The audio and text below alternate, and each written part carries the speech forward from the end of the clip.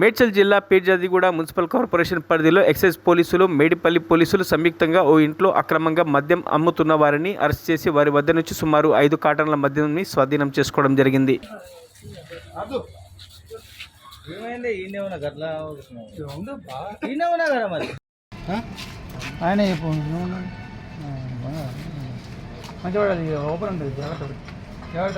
Shiva full bottle ఎన్ని? 2 ఫుల్లా? ఏంటి అవి? చెప్పకపోతే ఏముంటుంది అందులో?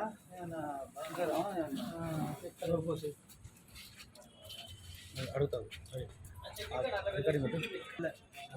శివ ఎన్ని దొరికినాయి? ఆయన రైటా? రైట్ కూడా నా రావాలా?